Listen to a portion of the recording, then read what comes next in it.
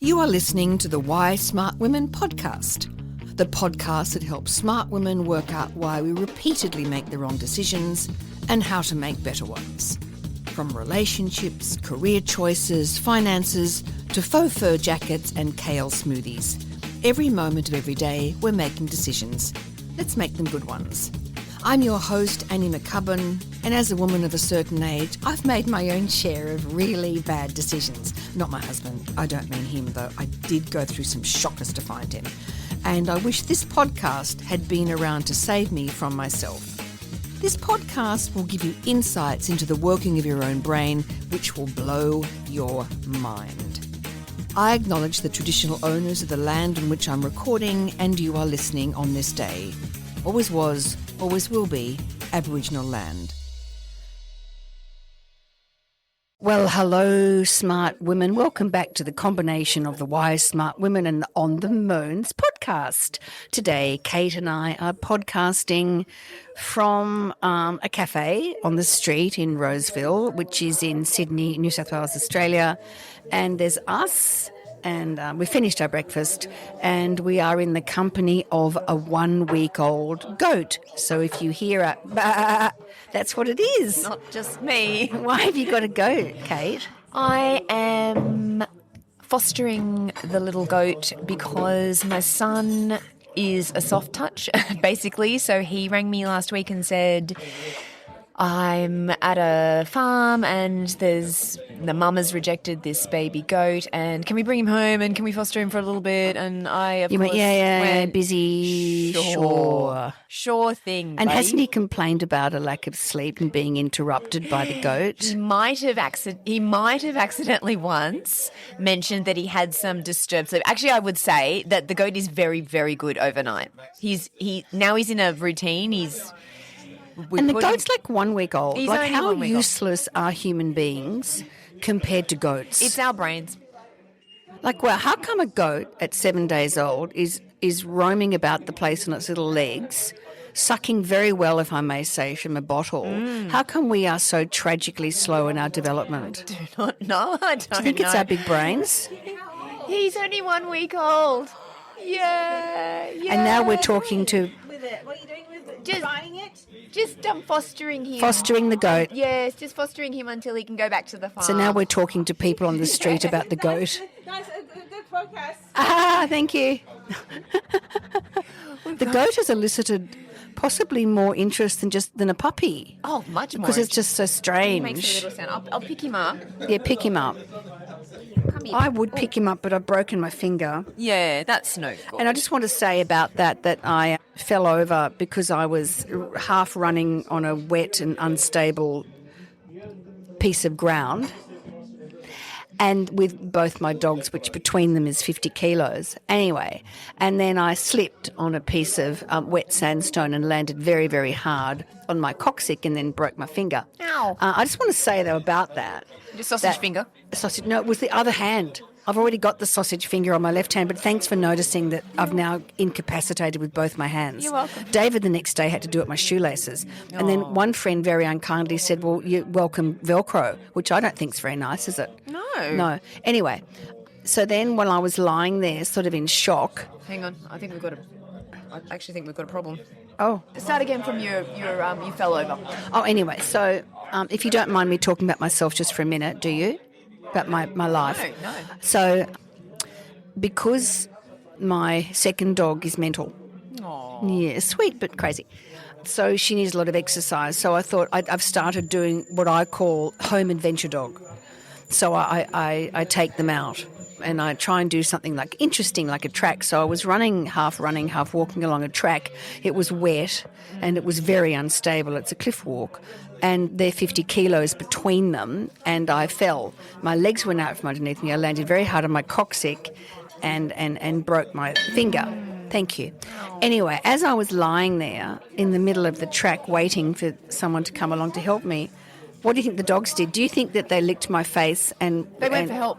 They're like epilepsy dogs. Yeah, they were great. They immediately found person and held up a sign that said, "Annie needs help." No, all I could hear was them chewing a stick behind my head while I lay supine on the path. That was the maximum effort they could make, was to chew a stick. They were like, oh, thank God she stopped running. Now we've got an opportunity To chew a stick. Yes. And then luckily a lovely young couple came along and, well, I'd already rung my husband. But anyway, and they turned around and helped me back up and took the dogs, and they were great, which flies in the face of this notion that Gen Z, which is the one that people are constantly critical about, people in their teens and 20s, they were so nice. Yeah. They were lovely. Yeah. So there you go. That's my story, and That's a sad thanks. story. That's not really, is it? No. I've heard worse. Yeah, there's worse things than my broken finger and bruised there coccyx, is. yeah. Like that, Anyway. that poor lady in Thailand. Okay, so let's talk about something quite serious, which is he's been accused of... They know. So it's a 40... I thought he had confessed. Yeah, but we have to say he's accused at this point. Yes. That he's accused. He has confessed. He according to the media, he's a 40-something-year-old white, middle-aged man who had gone to Thailand, obviously to procure sex from a young girl. And what has happened is he has been accused of murdering her, putting her body in a suitcase. And then going shopping. Now, and dumping the suitcase. Now, the thing about this horrific story is the way the Australian media has covered it, which is deeply, deeply appalling and very telling, I think, of the way the media covers crimes against women. Did you want to say anything about that? No, I want you to explain what you mean, like why you're so disappointed. I'm just now trying to find... So what they did was, the coverage was along the lines of girl in suitcase murder issue. Like girl in suitcase was the main thrust of it. And also lonely middle-aged man, that inside the sad life of the lonely middle-aged man that has presumably murdered the girl. Why is it about him and his life? Why are we so diminishing of the girl? Yeah. Why? I don't know. I don't know. Is it because she's... I don't know. I mean, language... Is it because she's Thai? Is she not as valuable? I don't know.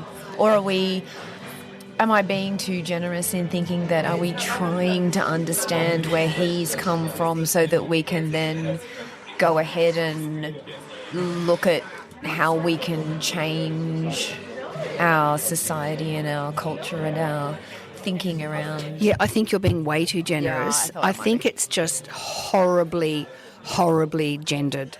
Yeah. It was very catchy as well. So instead of focusing on the crime against the victim, she is diminished, she is reduced to a girl in a suitcase.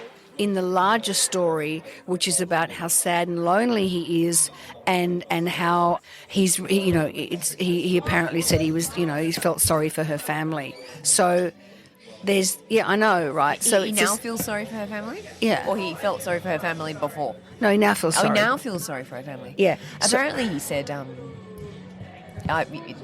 that, and then please tell your girls to be careful. Which sort of puts the responsibility outside his own agency. It happened... Just makes me so cross. It happened to him. Incandescent, right? With rage. Yeah. At that statement. Tell your girls to be careful. Because it's not his fault. That's like, well, you were wearing that, so you were asking for it. Yeah, that's exactly right. So it's a repetitious theme that we see in the media, where women are reduced to an idea, to just being objectified in a narrative where the men didn't sort of mean it. He didn't mean it. He's just really lonely, so he had to murder her So this beautiful life, this beautiful girl, and also the complexity of her life is reduced to virtually nothing. Yes. She doesn't count. She's just a girl in a suitcase. So I actually was wanting to know more about her because... The media's not interested. No. Well, there's certain aspects of the media, right?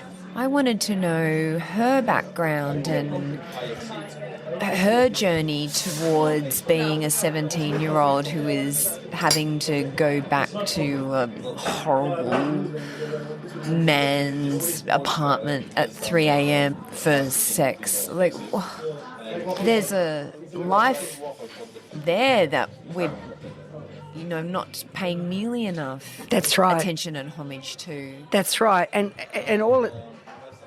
the way the media report violence against women really matters, because the way something is framed, and it's interesting because we're going to talk about framing today, the way it's framed helps us recognise violence, power and entitlement, or else softens it, and I think that's right. Yeah. And also we've just turned her into, she's an idea, she's a spectacle. Yeah, it's just theatre. We're back at theatre. So it's just a big headline. I saw it in the supermarket. I was so appalled. I could not believe it. Yeah. Yeah. Yeah, and then... You would think she was an inanimate object. Yes. Right? That's right. And I understand that male loneliness at the moment is a real and sad situation.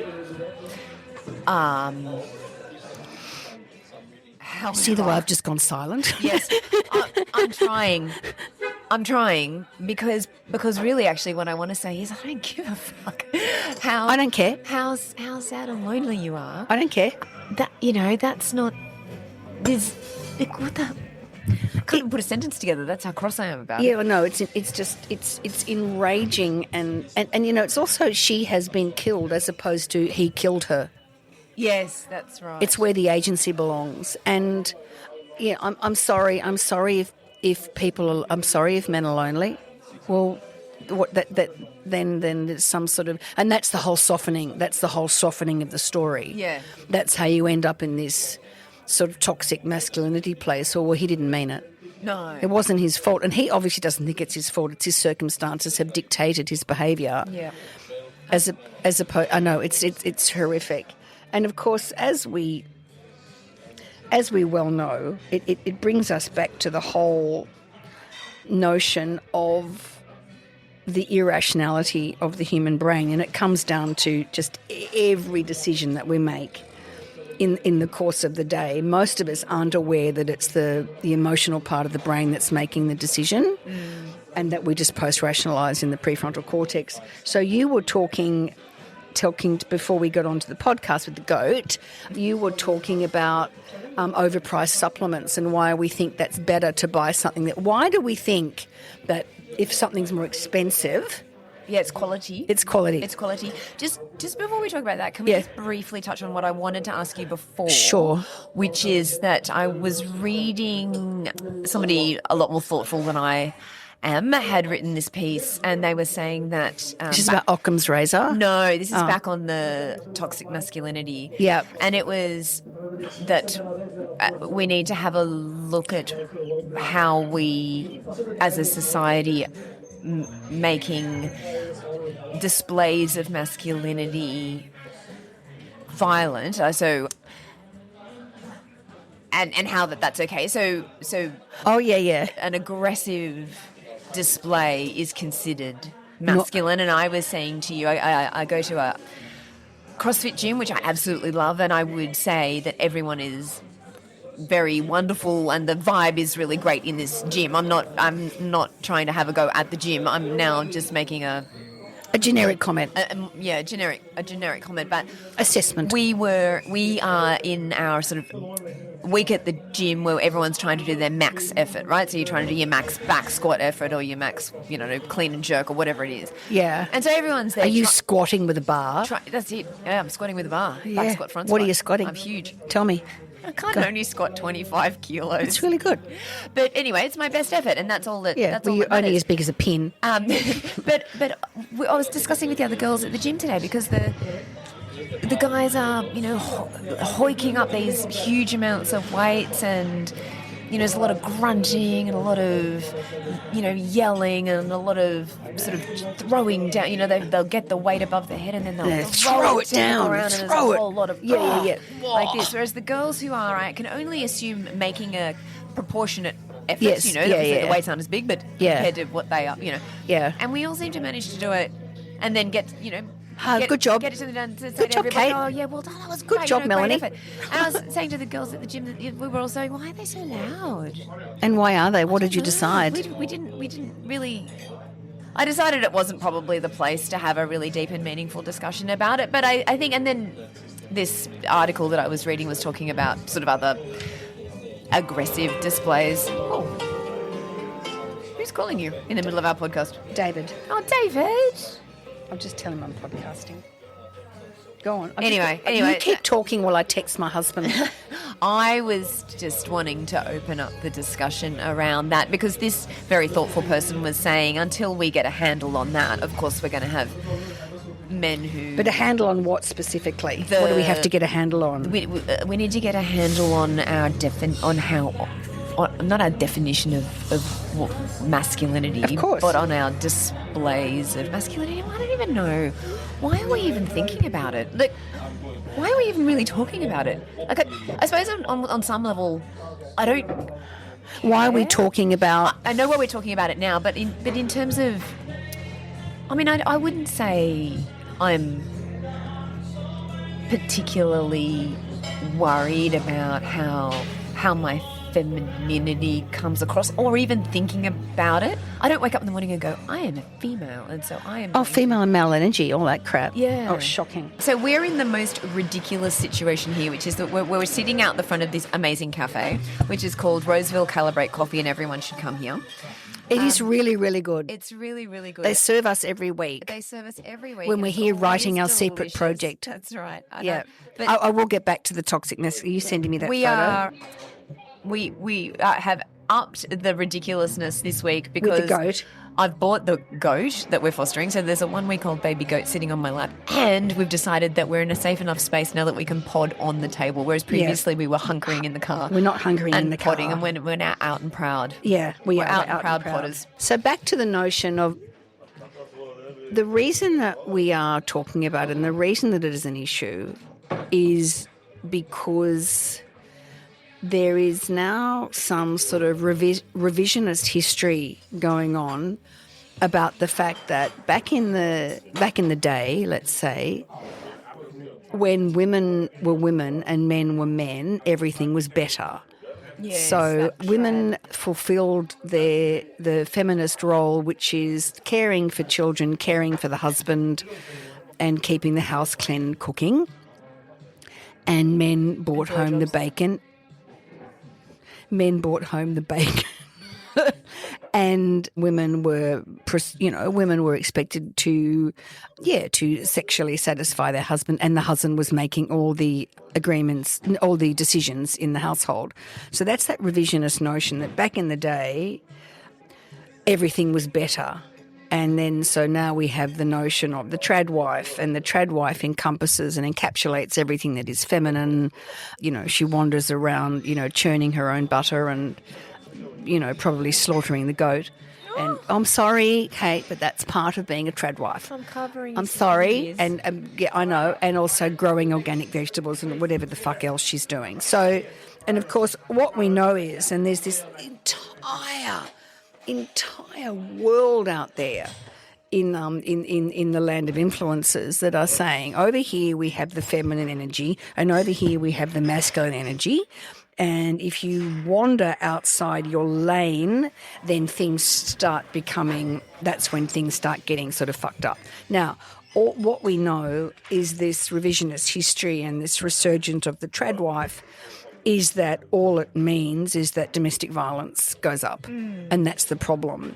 So the notion of men being masculine and living in their masculinity is part of why they have to make that extraordinarily loud noise. Now, I'm not saying that if you're, squatting 150 kilos, that maybe you do need to grunt, but it's not just the grunt, it's that sort of declamatory, isn't it? It's quite declamatory. Yeah, that's right. So there is that part where, and if you look, there's all this stuff online with sort of women, little feminine women, doing 2 kilo weights and stuff because that's all women can do. Yeah. And then men are going to be squatting 150 kilos. So it is that declamatory notion of what masculinity is. It's very, very dangerous. And then if you find somebody that's lonely, that is not fitting into society, then you end up in the incel, the whole incel world, and then you end up with that. It's very dangerous. We don't want the masculine feminist bullshit. No, it's crap. It is crap. And there's now tests that you can do. You can go on a retreat and they'll give you that you'll do some sort of, you'll fill in a form about, are you fully sitting in your feminine? Well, I don't want to sit in my feminine. What does that mean? What does that mean? I don't know what It that doesn't, means. it's nonsense. What, do I have to give away my Think about power? what that means. Is that what I have to do? Do I have to be less empowered? Do I have to hand over my power to my husband? How ridiculous. Yeah, and if you see it, I follow the burnt haystack method of dating, not because I'm planning on leaving David, because I find the analysis of the applied rhetoric in that really, really interesting. And Jenny Young, who runs it, takes apart the language that men use. I'm after a feminine, flirty woman.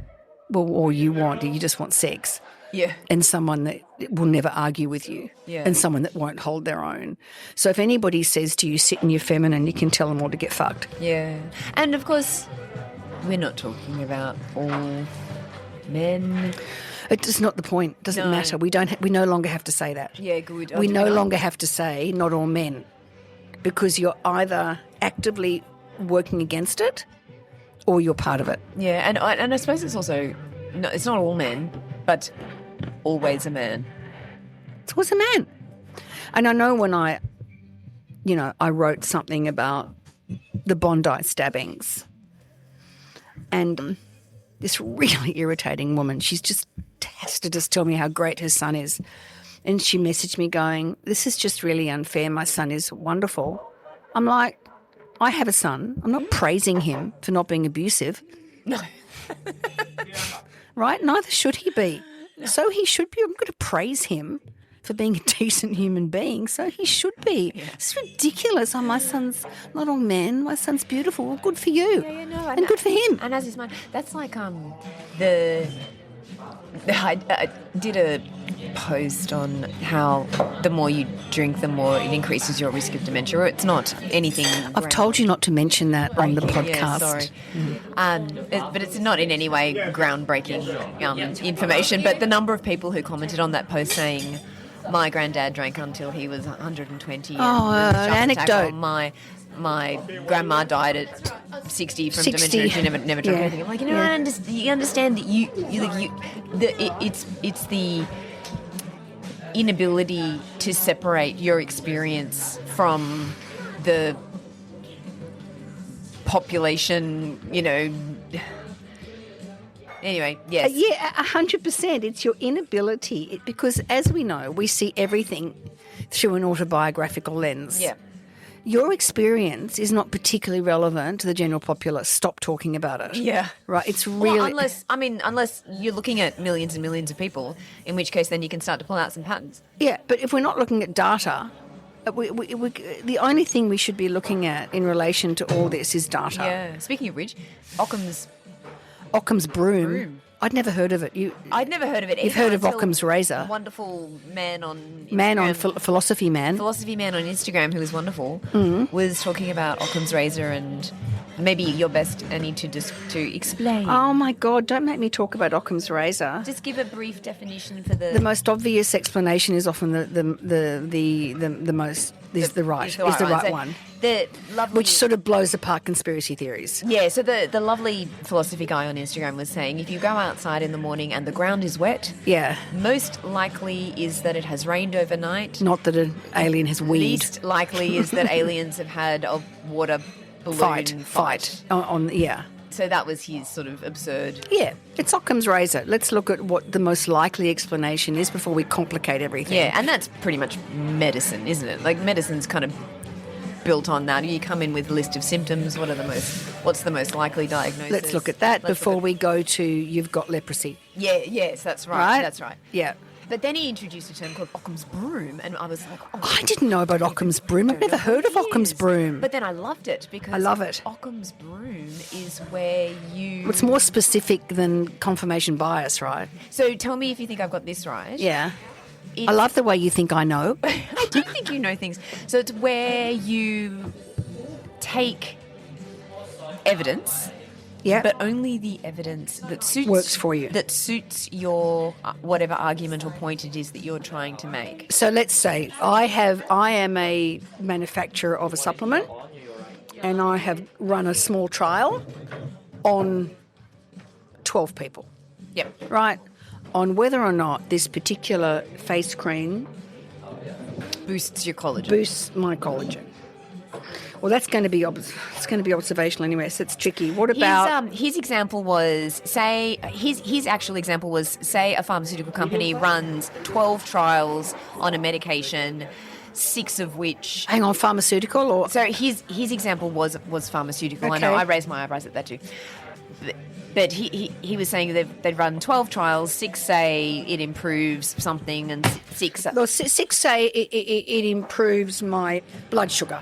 6 say it improves your blood sugar, maybe 6 say It does was nothing. no better than placebo. So Yeah. say something like that. So then Occam's broom would be they only use the Yeah. evidence from the 6 that Yeah. showed small Yeah. improvement. And that's quite deliberate. yeah. And then he was saying... Well, isn't it? Well, I liked what he then said at the end, which was that if you ever hear somebody who is so sure and so certain, and there's never any doubt or ambiguity, then you can be confident that they are using this Occam's broom, which is only giving you the evidence that they want you to know, which is supplement marketing 101. 101. And then we're back in that notion of an influencer that you're going to take the special serum that they have recommended that's going to, I don't know, do what? Make your skin look amazing. And I had no idea what I was going to say then. Hang on. And they will tell you with absolute certainty. And we know then that certainty cuts across your critical thinking, and we automatically follow because they're like a leader, and they're going to say, this is going to make you look amazing, like I have never seen anything like this, right? Yep. And then that is going to infect the way you experience it, right? Right? Yes, of course. Yeah. So then you And then if I charge a heap, yeah, so then it's Yeah. even better. It's even more valuable. well, because- they've done experiments where, they've just put some sorbeline out there and said, it's $180 and you've got to only use it on the end of a special wooden thing because it can't be contaminated by metal. Yes, And people yes. were like, oh my God, I look 20 and Yeah. I'm 75. And it's, I guess then it's on a scale of harm, then, isn't it? Because I suppose if you're using a serum to look younger and it's cost you $150, then I suppose the harm is that you've spent $150. You may you don't look any better or worse.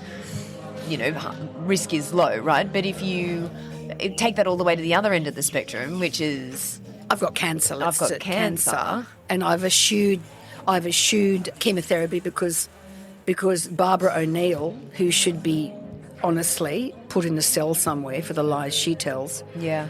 Oh, she was on there this week saying don't use chemotherapy. Yeah. Oh, the number of people who are on social media saying don't get a biopsy because once you biopsy a tumour, it spreads. I mean, anyway, it's... Yeah, it's so frustrating. And I listened to Barbara O'Neill, who's a famous, infamous cooker, and talking about this don't use chemotherapy. And she sits there, she's got a sort of a lank grey hair and a sort of knitted cardigan or whatever, and she looks like someone's a bit nunny and a little Sorry, bit, nuns. And a bit more like your sort of, I don't know, sort of caring aunt. Yeah, she Don't does. you think? She's got a caring aunt feel. She does look quite wholesome, I suppose. Yeah, she does. Because she's... And she runs around in organic wool Yes, that's right. near a pond or something weird. I reckon, though, I was looking at her the other day, and I reckon she's got a scar on her cheek. I reckon she's had something excised. Yeah, she has. She would have. They all do. They all do. So- But she's like, don't. And if you listen to her, she says things with such gravitas, with such certainty. So if you sort of add the gravitas and you add the certainty, and then you add a cost, Yeah. and then you whack the cost up. So if I'm suffering from some, terrible disease and somebody says nothing works like this anti-cancer peptide, right? She's so popular. I'm so popular. Nothing works like this. Of course I'm going to spend it. Of course you are. Of course because I am. You are vulnerable. Yep. And you are unwell. And you are searching for anything that will make you feel like you're doing everything you can. Yeah.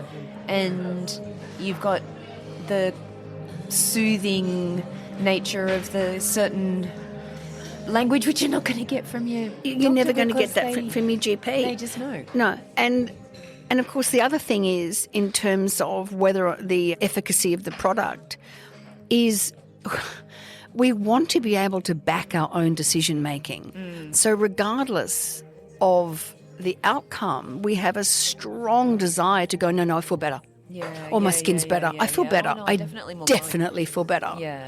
Ever since I took this peptide, I've been listening to the advertising for peptides. My energy is like nothing you have ever seen. I am like through the roof. Like you cannot. I'm like bouncing off the walls here. I mean, that sounds great, right? I'd like that. I want that. I want to be bouncing off the walls. That was my issue actually with testosterone replacement for women because. Oh yeah, what do you think about that? Well, I ask you about these things and I find out you're actually taking it. Yeah, no, I am. I mean, I do take it because I thought if women have 3 hormones, then why would you replace only 2? That seems nonsensical. And what have to me. you decided? I've decided that. So just to go back one step, there are lots of women on social media being very certain in their language around the use of testosterone. Take it, and you'll feel amazing, and your brain fog will be cured, gone. And your mental acuity will be amazing, and your sex drive will be incredible, and you'll be lifting at the gym like, you'll be like a 2.0 upgrade version. Well, that's of what they yourself. say about peptides, isn't it? Same thing. And not only that, but I've tried it for 2 days and already I'm feeling Ready. amazing, and I'm like, oh God. So of course it takes months before any And there you have it, right? hormone makes Yeah. any difference. Yeah. But also the homeopathic doses at which we're using women's testosterone, like there are benefits, absolutely, but they are modest. It's part of a broader spectrum of. It's not like you rub it on your stomach for 2 nights and you wake up superwoman. Yeah, no, you do though. You do. Stop it, Kate. Well, Stop it. But then it's hard to argue that, isn't it? Because then you can't say that wasn't your experience. That was my experience. That's just my. Oh, then we're back experience. at that's my truth. Which, if That's my anybody truth. ever says to me that's Sitting my in my truth, truth. I'm sitting in my own truth. It's my truth. Well, no, it's your brain's bias is what it is. Yeah, but. The notion that we can work our way through the tendrils of the biases in our brains and work out what's actually driving us is remote. Yeah, it We is. are mysteries to ourselves. Yeah. And yet we continue to back our own decisions, do we not? Of course. On these things, because otherwise it's just embarrassing because I'm an idiot, right? Of course, yeah. You've got to make yourself feel better about the decisions that you've made. Yeah. Like me deciding that I was going to try and better my time from the day before and run quicker through the highly uneven coastal path. Like, why? I don't know why why. would I need to better my time? No, I know. Why? I don't know. Who's watching? Nobody. Nobody but you. Nobody cares. Nobody cares. And No. all it results is I've then hurt myself. Yeah, I mean, I think that once you are happy with the fact that nobody cares, Yeah, nobody it's- cares. It's really quite freeing. So nobody cares what you dress like. Nobody cares how fast you run. Nobody cares. Nobody cares what you can lift at the gym. Nobody cares. Nobody cares. Yeah. So it's the that's- spotlight effect, right? That everyone's more engaged in your life than you think they are. Yes, and I've been trying to tell. I mean, isn't that what we try to tell our teenagers all the time? It's the spotlight effect. You're going, Nobody's looking. Nobody's looking at you. You know, put a pair of shoes on. I don't care which ones. Nobody's looking. At looking. them, literally, but they think the second Everybody. they step outside, everybody's Spotlight just gonna effect. Look at their feet. And why are we still talking about this at age 50? Like, I know, right? ridiculous. Nobody cares. Nobody cares. I need to ask you something about me, though. Oh, yes. When I had the fell over and the dogs were chewing the stick behind my head, and I got really faint. Oh, yeah. I got really faint and I got a terrible wave of nausea and I Yes. had to lie down in the middle of the path, which wasn't at all embarrassing. And then for the next 2 days, I had funny glitches in my memory. I didn't hit my head, but I was like... Maybe you did hit your head, no? No? Accidentally? No, definitely no. I didn't hit my head, but I'm wondering if that sort of stress response that it being adrenalised and having a shock. Yeah. It doesn't sound like much of a shock, but it must have been a shock because I was faint. I think it's actually the definition of shock, isn't it? Is it? I think so. So that it's not like it's shocking. It's actual physiological. It's like a reflex almost. You've got no control over it. Yeah. You're in shock.